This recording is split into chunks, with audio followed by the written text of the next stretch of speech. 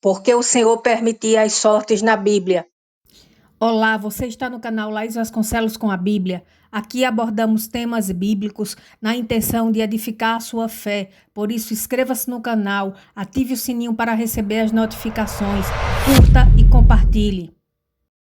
As sortes sempre fizeram parte do contexto histórico-cultural da humanidade, com diversas finalidades, quer sob influência de divindades ou realizadas aleatoriamente, sendo muitas vezes precedidas por orações. Na Bíblia, vemos essa prática tanto no Antigo como no Novo Testamento, onde há uma passagem que relata seu uso como recurso para o apontamento do substituto de Judas, o traidor.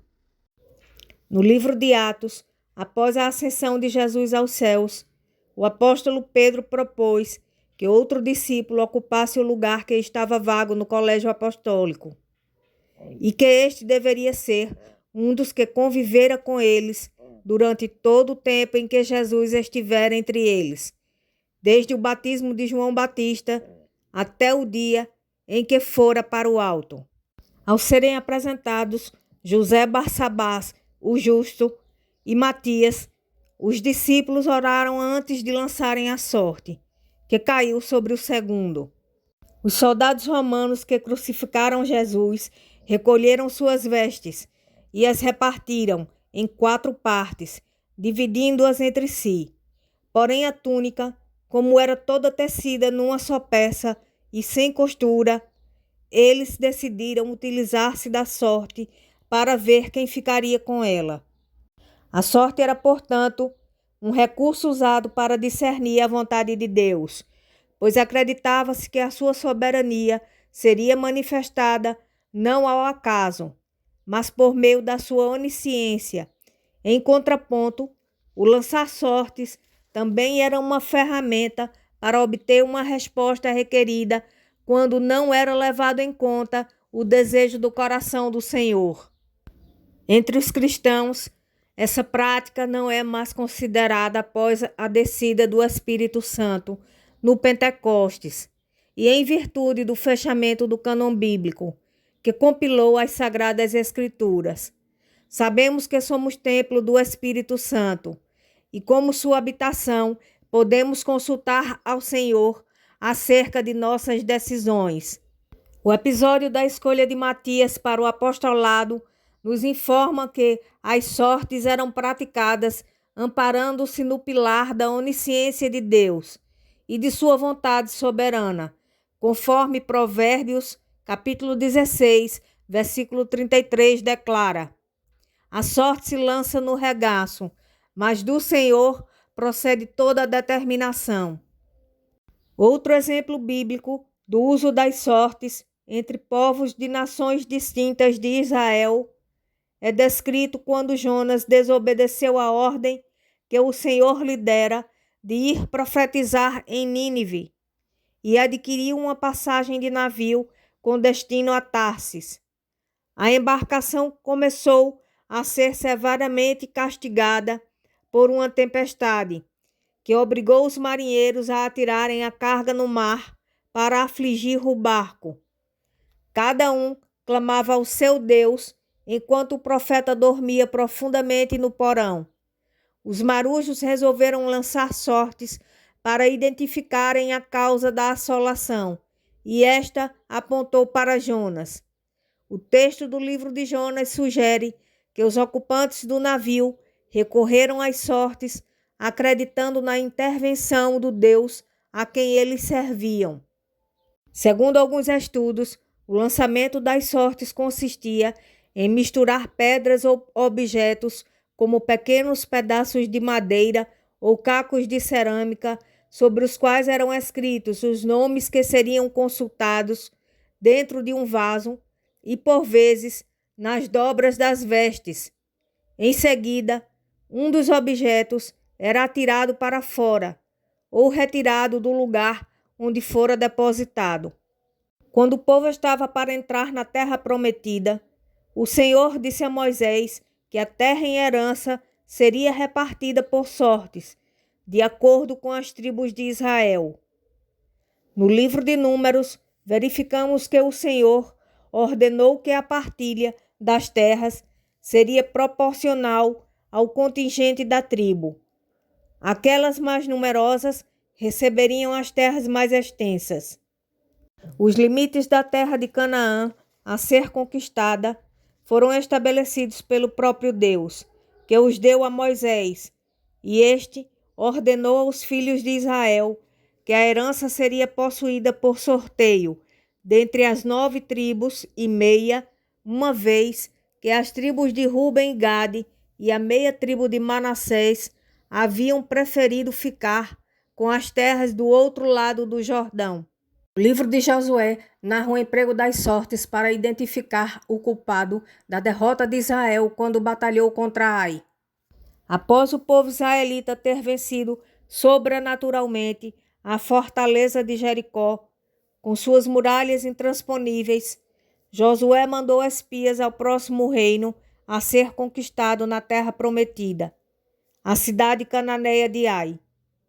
Segundo o relatório, Israel não precisaria desgastar seu exército naquela conquista, devendo enviar apenas uma força de 2.000 a 3.000 soldados, por se tratar de um adversário pequeno. No entanto, a tropa israelita fugiu humilhada do exército de Ai, contabilizando 36 mortos. Josué capítulo 7, versículo 5, diz que o coração do povo se derreteu e se tornou como água. Os anciãos de Israel e Josué se humilharam diante da arca do Senhor, prostrados em terra sobre seus rostos. Na tomada de Jericó, o povo fora avisado que a cidade e tudo o que nela havia seria anátema ao Senhor. Sob a liderança de Josué, o povo foi alertado que deveria guardar-se do anátema, para não atrair maldição para o arraial, e que toda a prata, ouro e vasos de metal e de ferro deveriam ser ofertados ao Senhor.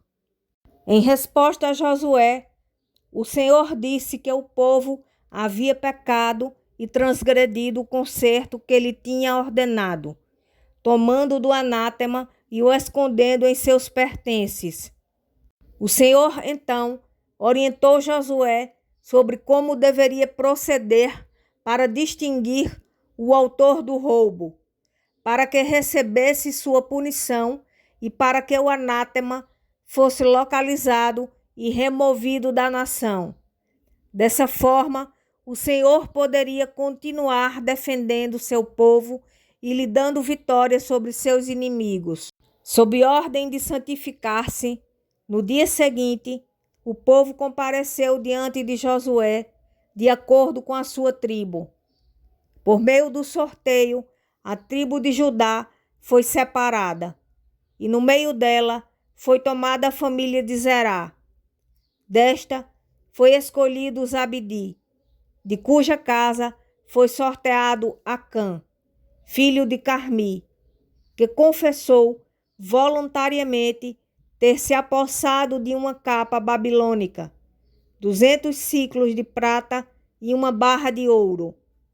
Bem podemos notar que a prática das sortes estava mais presente no meio do povo de Deus do que imaginamos, como uma forma de perscrutação sagrada ou oráculo divino, do qual também lançou mão o profeta Samuel, quando foi apresentar ao país o seu primeiro rei, mostrando que o Senhor havia escolhido Saul.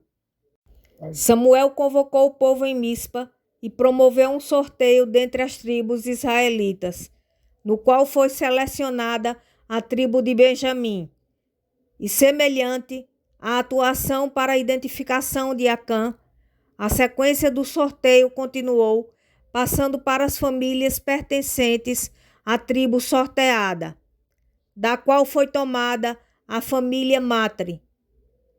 E desta tomou-se Saul, filho de Quis, conforme está registrado no primeiro livro de Samuel, capítulo 10, versículos 20 e 21. Posteriormente, Saul estava em campanha contra os filisteus e fez um voto de que dentre seu exército ninguém comeria antes que ele se vingasse de seus inimigos. Do contrário, o transgressor estaria sob a pena de ficar amaldiçoado. Jonatas, filho de Saul, não ouvira quando seu pai decretara o jejum, e passando por um bosque cheio de mel, coletou um favo e comeu dele. Saul comunicou aos soldados que eles atacariam os filisteus à noite. Contudo, o sacerdote Aías propôs consultarem antes o Senhor, porém ele ficara em silêncio. Saul ordenou que os homens ficassem todos de um lado, enquanto ele e Jonatas estariam do outro, e uma nova consulta seria realizada para desvendar quem havia pecado naquele dia, para que o Senhor silenciasse. Neste caso, Saul teria sondado sua resposta por meio do Urim e Tumim. Em Êxodo 28, o Senhor dá ordem acerca das vestes sacerdotais. O versículo 30 discrimina o uso de um acessório que deveria constar do peitoral do juízo, denominado Urim e Tumim, sobre o qual não há uma descrição bíblica detalhada relacionada à sua aparência, ficando claro apenas que era uma variante sagrada do lançamento de sortes. Alguns estudiosos subscrevem que Urim e Tumim equivaliam a dois objetos que possivelmente eram duas pedras preciosas, que ficavam guardadas dentro de uma bolsa acondicionada no peitoral do sacerdote, o qual, para realizar a sorte, colhia um dos objetos que respondiam positiva ou negativamente às perguntas feitas. No entanto, outros sugerem que Urim e Tumim poderia ser o conjunto das 12 pedras preciosas que compunham o peitoral do juízo, representando as 12 tribos de Israel. Existe ainda uma vertente de interpretação que propõe Urim e Tumim como duas peças chatas, ambas com duas faces, semelhantes a uma moeda com cara e coroa, nas quais um lado seria o Tumim e o outro o Tumim. As ocasiões citadas na Bíblia sobre as sortes não estão relacionadas a dinheiro nem a apostas. Conforme estamos vendo, elas se referem à tomada de decisões, escolhas e seleção de liderança, apontamento de culpados, distribuição de patrimônio e estabelecimento da ordem de serviço. Davi também costumava consultar a Deus por meio do Urim e Tumim, que o sacerdote portava, pois esta era uma prática comum naquele tempo.